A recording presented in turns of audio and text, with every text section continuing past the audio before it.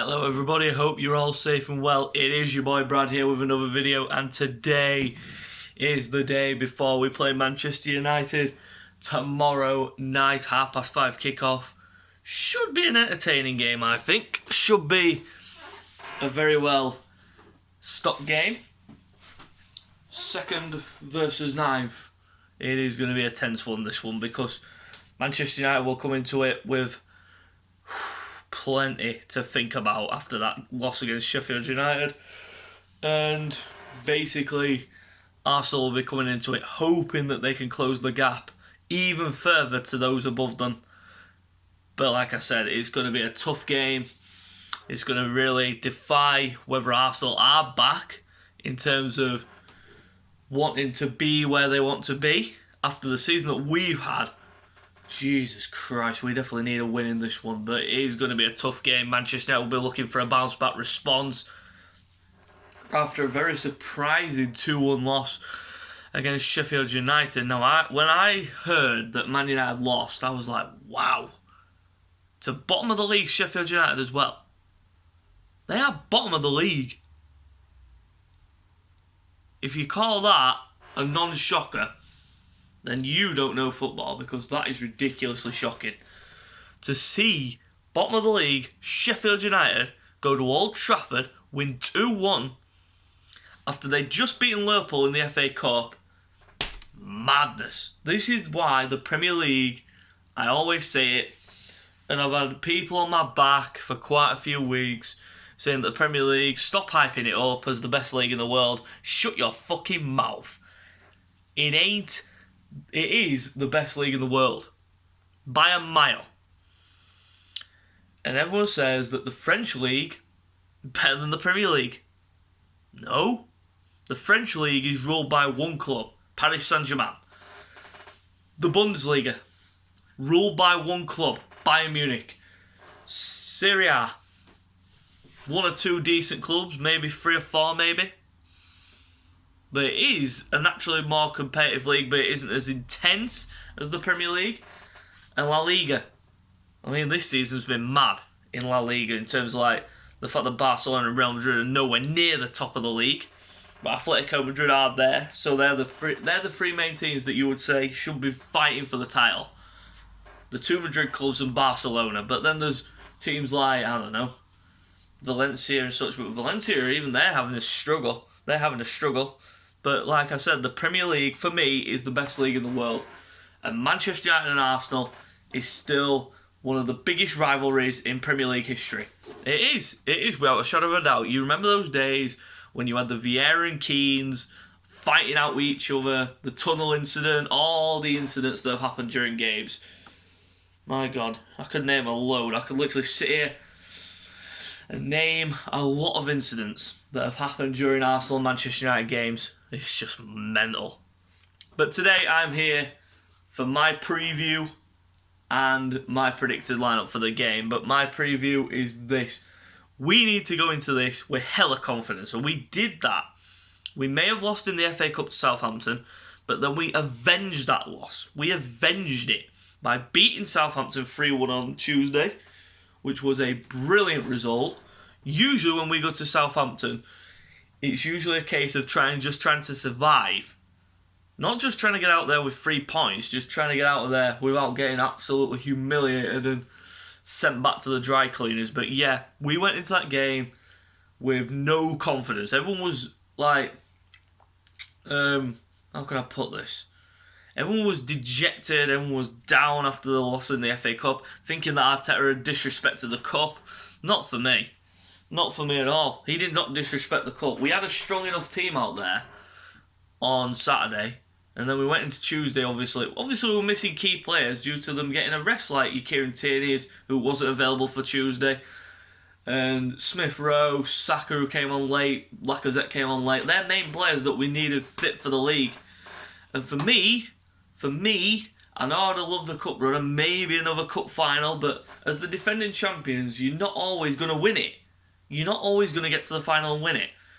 But for me to go out early is probably a blessing in disguise, because we can now turn our attentions to the league because we've got a lot of games coming up. A lot of big games. We've got Man United tomorrow, Wolves next week, Aston Villa, Leeds, all mixed in. It's going to be a mad few weeks. A mad few weeks. I'm telling you, we need great performances from every single player that play on in those games. 110% every game. It is going to be huge for Arsenal's season. But like I said, this game tomorrow is going to be tight. It's going to be intense. It's going to be full of goals, I hope. I hope it's not a goal fest, but that's what the Premier League's all about. It seems like it's all about goal fest. But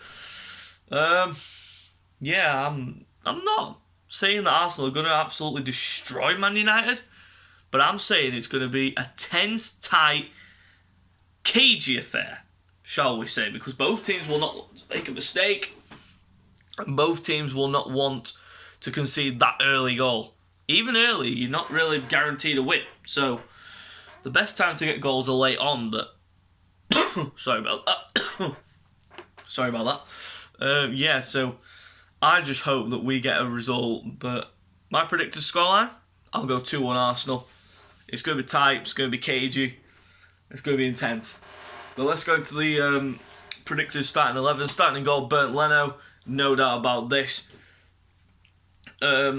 Produced some heroics on Tuesday against Southampton. Some great saves, including the Ward-Prowse free kick. So Leno keeps his place, obviously. In the defence, starting off at right back, Cedric, I'm going to put him there.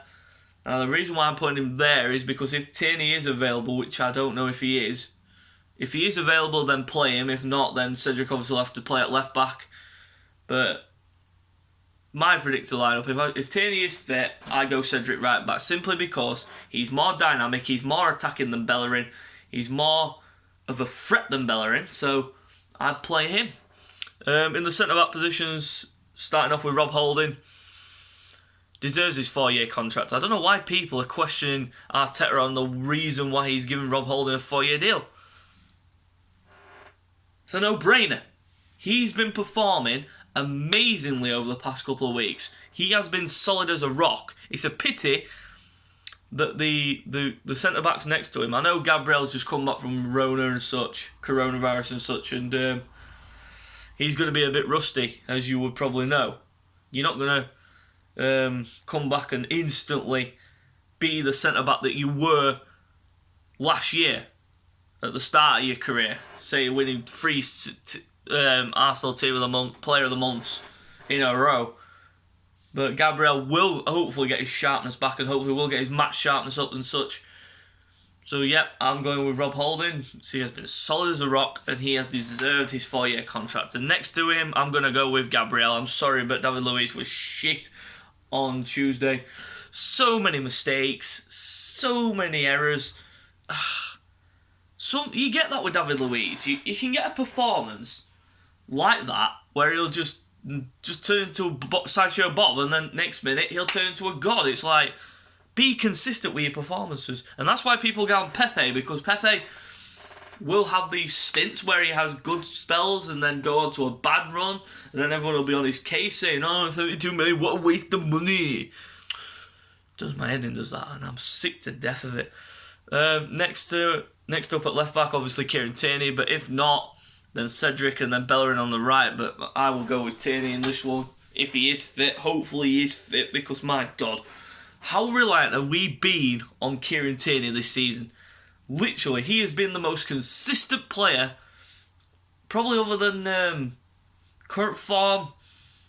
You'd say that Tierney is probably the best player at Arsenal right now in terms of consistency and all that.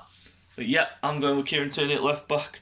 In the central midfield positions, this is easy. Starting off with Granit Xhaka, another solid performance against Southampton. Some of his passing was just out of this world. Who needs Mesut Ozil? We got Granit Xhaka, for goodness sake. Playing those slide roll passes through the middle of the defence, splitting defences like knife to butter. It was immense. But yep, Granit Xhaka goes in there. Next to him, Thomas Partey. Let's hope it was just cramp. I think it was just cramp, and it was just a precaution why they took him off for Mohamed El sideways. Hopefully we don't play El sideways because I don't want to see him play for Arsenal anymore after Saturday's performance. But yeah, I'm going to go with Thomas Partey. On the right, I'm going to go with Bukayo Saka. This kid is showing up every single one of the mainstream players. My goodness. This is a young lad that has taken the Premier League by storm. He's one of the best young players in the Premier League right now. And I can name a few that are decent and that are good. Like your Emile Smith-Rowe's, your Sakas, Foden's, Greenwood's, Grealish's. They're all class players in their own right. But Saka, oh mate, he's just unbelievable and I love him to bits. And I'm glad he signed the ting in the summer. But yep, Bukayo Saka on the right. In the centre attacking mid position, it's either Smith-Rowe or Odegaard. And hopefully Smith-Rowe is available. But if not, it'd be the debut we've all been waiting for, Martin Odegaard. But I've got a feeling that Smith-Rowe will be available and will be put in there. And Odegaard will be used off the bench, so I'm going to go with Emile Smith-Rowe if he's available. Again, just like the Tierney situation. If he's not available, then you use a different person. And in this case, it should be Odegaard. But yeah, Smith-Rowe, tearing the league up, doing what he does. He's our equivalent of Jack Grealish. The way he wears his socks, the way he dictates the play, the way he links up the play, it's amazing to watch. On the left, I'm going to go with Nicola Pepe. Now, the reason why I'm going to go with Pepe is because he needs to continue what he did on Tuesday tomorrow. Literally the same kind of game. Running at defenders, being dynamic on the ball, scoring goals, creating goals. That's what we need from Pepe. And we need to see it now because it's been nearly 2 years since he came. And he's just not been performing at the highest level. So yeah, we need to get the consistency basis in there.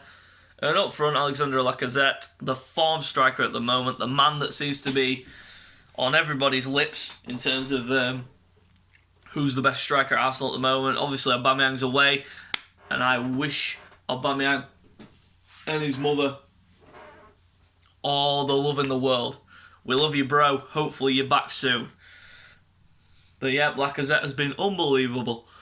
And that is basically it for the video today. So, guys, if you are new to the channel, you know what to do by now. So, till next time, we'll see you later. Goodbye.